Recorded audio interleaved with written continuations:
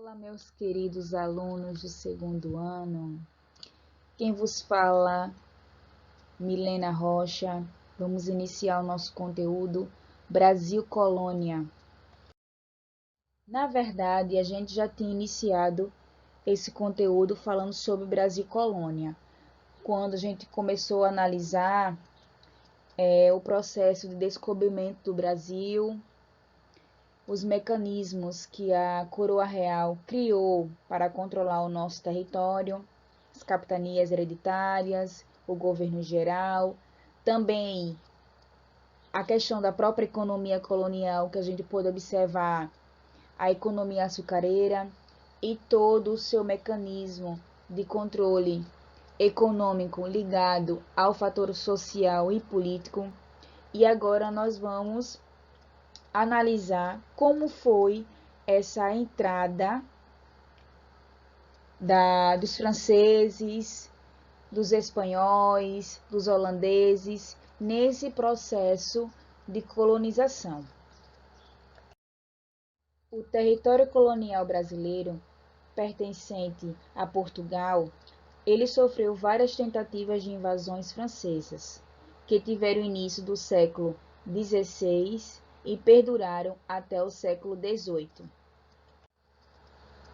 Desde o século XVI e especialmente no século XVII, os franceses tentaram participar da corrida colonial, priorizando a ocupação de terras portuguesas e espanholas na América.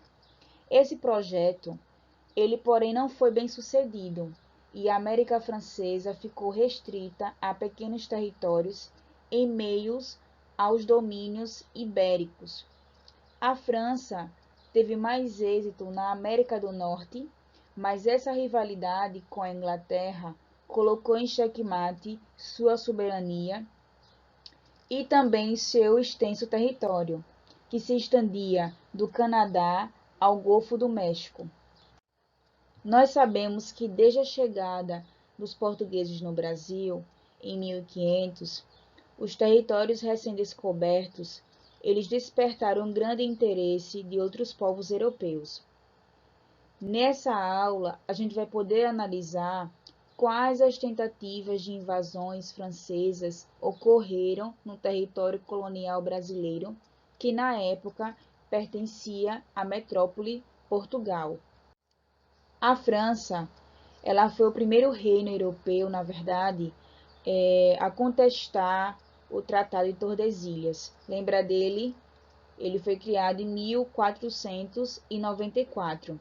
Então, esse tratado, ele relata que dividiu as terras descobertas na América entre Portugal e Espanha. O litoral brasileiro era constantemente frequentado pelos franceses, desde o período da extração do pau-brasil. Os franceses, nessa época, mantinham permanentes contatos com os povos indígenas e dessa relação articulavam acordos e alianças com esses povos. Já no século XVI, mais especificamente no ano de 1555, os franceses eles fundaram a chamada França Antártica, na Baía de Guanabara, que fica no atual Rio de Janeiro. Lá eles construíram uma sociedade com influências protestantes, uma vez que no século XVI, milhares de protestantes europeus eles vieram em fuga da Europa para a América em consequência das perseguições católicas durante a Contra-Reforma religiosa. Assunto esse que a gente já pôde observar o ano passado. Então, a Contra-Reforma, ela foi o quê? Ela foi um conjunto de medidas tomadas pela Igreja Católica com o objetivo de não permitir que as religiões protestantes elas pudessem ter uma expansão maior. Então, sobre essa influência francesa, algumas partes do litoral brasileiro ganharam diversas feitorias e fortes militares. Feitorias, eles são galpões que a maioria deles eles eram usados para armazenar madeira e eles ficavam localizados na costa litorânea.